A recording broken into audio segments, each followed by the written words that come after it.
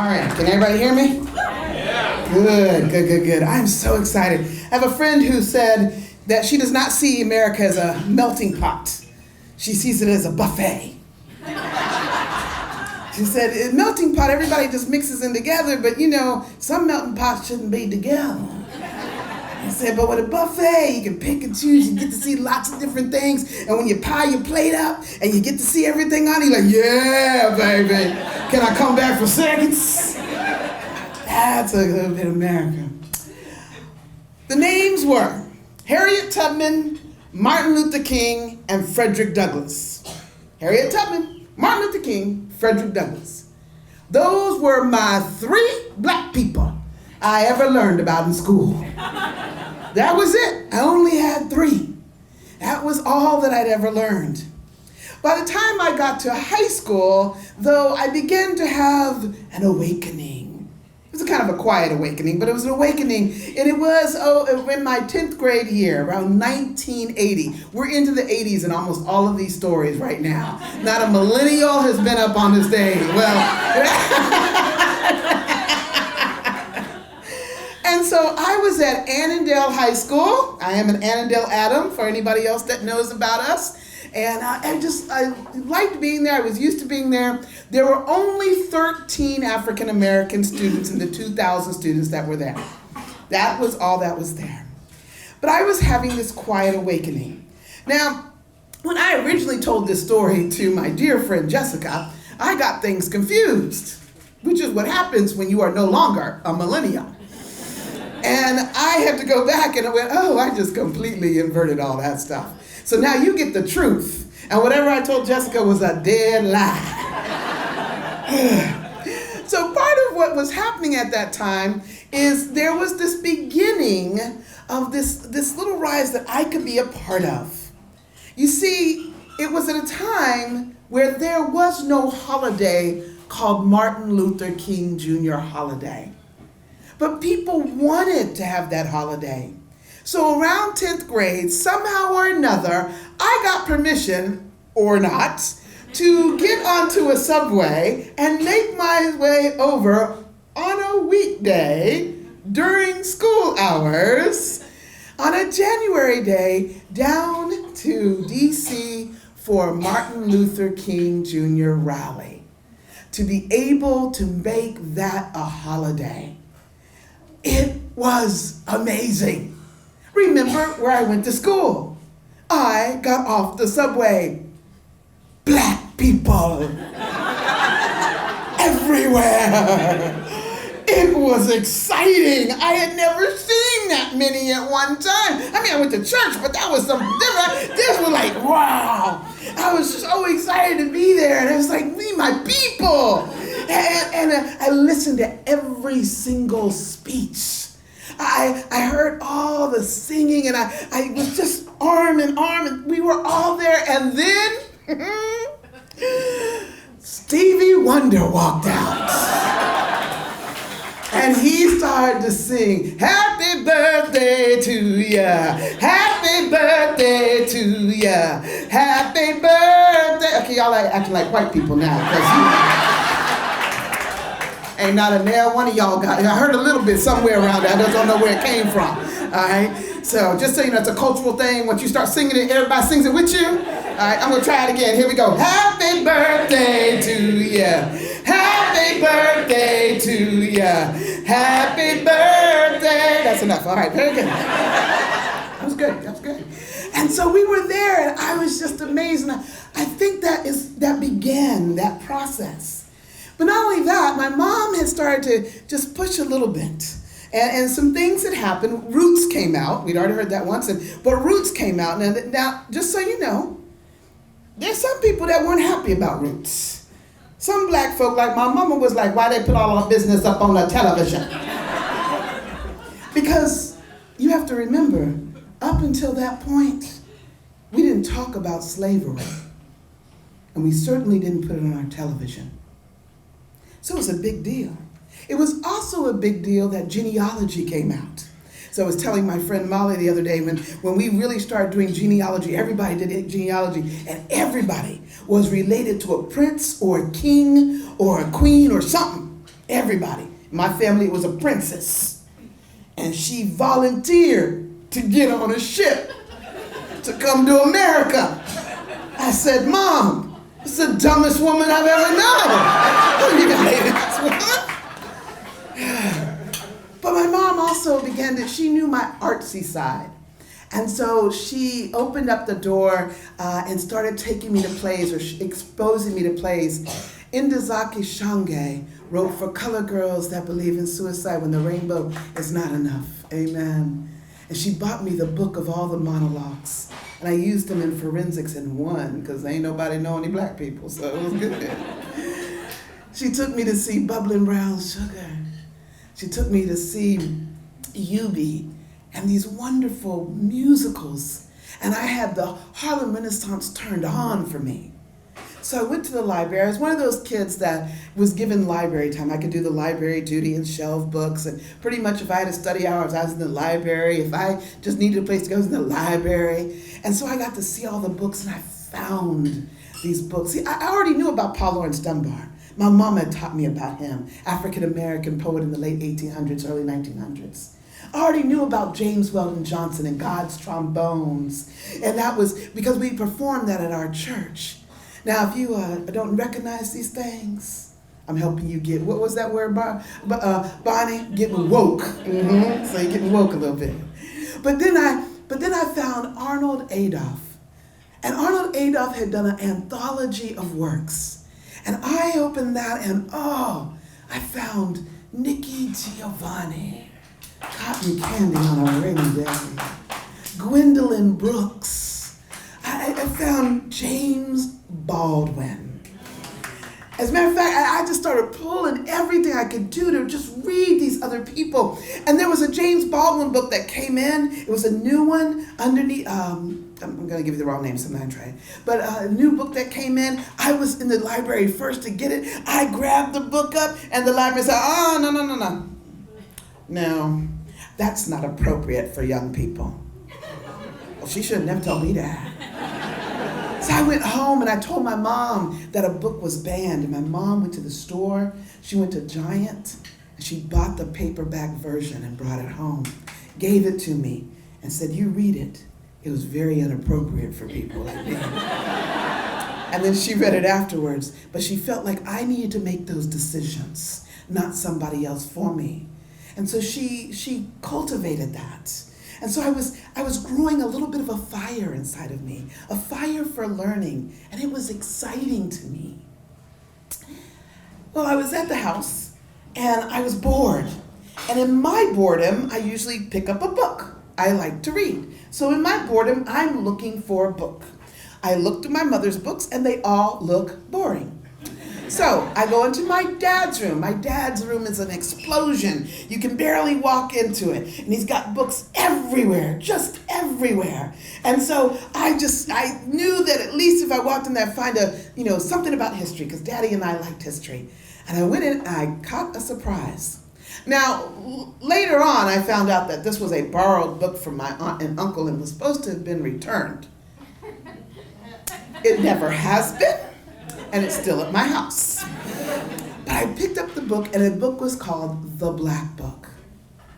And I was fascinated and appalled. I opened the book, and it was images and bylines. My stomach turned as I saw the picture of black men hung on a tree. I turned another page and stood, my stomach turned again when I saw a picture of white men proudly sticking out their chest for the camera as they surrounded the body of a black man burned to a crisp. But it didn't just have those images. It had images that were very funny to me. It had these advertisements. It had an advertisement about skin lightener. Yes. It had ways that you could change the way your lips were and your eyes were. And it was fascinating to me. It had pictures of things about the movies, the first black movies, Cabin in the Sky, All God's Children. I loved it. And then I turned the page, and there it was. In the middle of that book, there were pages of patents. Make sure you understand this. Patents. Patents. Now, I knew what a patent was. I was a smart kid. I knew a patent meant that you were an inventor. And I looked at those patents and I went, excuse me, black people were inventors? Why didn't I know? And that little fire that had started, it went, gasoline had been poured on it.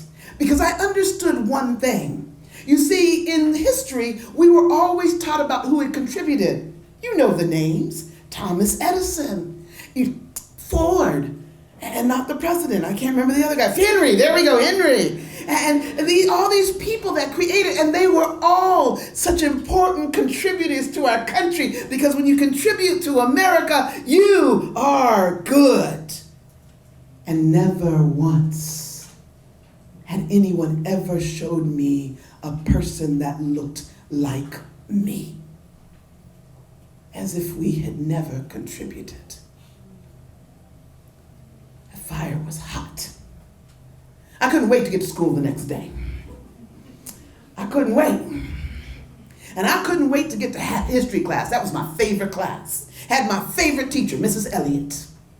I couldn't wait to see her. I walked in the classroom. I was all mad black teenage girl. And since my school had never seen that before, I was a little bit scary to them. I walked in, I was hugging the book to me. I was ready. And when I got in the classroom, my friends are kind of walking in. I go up to her desk. I slam the book in front of her desk. I open it up to the page and say, "Why aren't you teaching us this?" No, honey. I'm in a school. You may think that's really good, but I pretty much knew I was probably going to die because my dad would find out. And it sounds good to be rebellious now, but at that point, I was just so angry. I didn't care what happened, but I knew the way I came off, it shouldn't have been pretty. Everybody stopped and the air went out of the room. Unbeknownst to me, my teacher, Mrs. Elliott, every summer had been going to a college and taking African American courses. But she wasn't teaching it because she went to a school with 13 black kids. She didn't know how to teach, and then there's no black, she didn't know what to do with it. She just did it because that wasn't being taught then. How do you share this with everybody? Should you even share it with everybody? So instead of sending me to the principal's office, which is what she probably should have done, she looked up at me from her chair and said, "Do you really want to learn this?" "Yes!" "Okay." And that day, Mrs. Elliott put aside her syllabus. And she began to teach what she had been learning. We saw pictures and images. She gave us books to read. And we were listening to videos. I don't think there were videos back then, whatever they were at that point in time.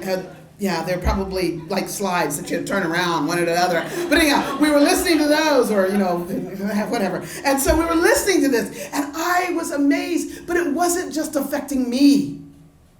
My friends had never learned this history either. So they were learning too. We were all doing it together. And then she invited my mom to come in.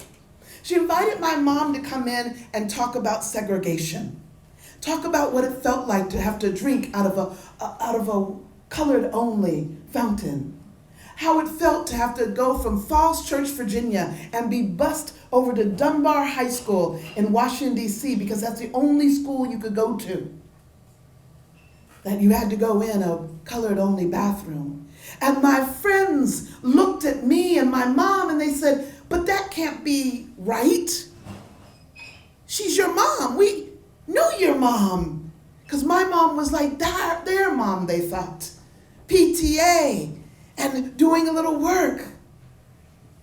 And suddenly they had a new realization. It wasn't that long ago. She taught us so much. As I was going back and listening to this story, I began to remember that she didn't just teach us Black history. She began to open up. She had been taking classes on all kinds of things. And we started learning about people we had never learned about in a completely different way. And it began to have us have conversations that no other class was having. Now, she didn't do this for every class. We were definitely her test class. See how this went. But it was changing us more and more to be aware. One day, one of my friends walked in, and she had been watching TV, probably Mutual of Omaha, or the Wild Kingdom on a Sunday night. And she saw that the chimpanzees were dying and being killed. And she came back and she said to the class, and said, they're killing the chimpanzees, we should do something. We all went, yes, we should! Because my teacher had created burgeoning activists.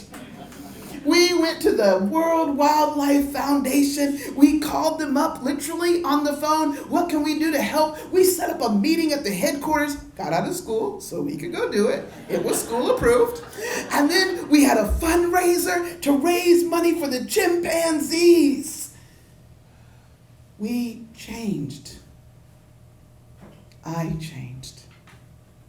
We all learned together.